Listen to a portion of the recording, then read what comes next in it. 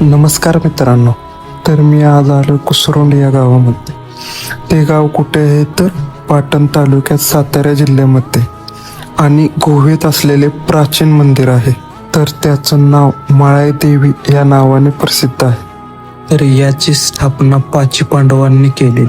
तर मग बघूया या व्हिडिओमध्ये. ते पाण्याचं रहस्य पाण्याचं रहस्य असं आहे की दगड दिसतात गोल राऊंड दिसतात का तुम्हाला सगळ्यांना. त्याच्या आतमध्ये जी लेडीज बसल ना, ज्यांना कोणाला बाळ होत नाही वगैरे वगैरे, तिथं बसल्यानंतर जे पाणी पडेल त्यांना बाळ होतं तिथं. त्या देवीचं आपल्या रहस्य ही समोर तुम्हाला आग्यामोह दाखवतो.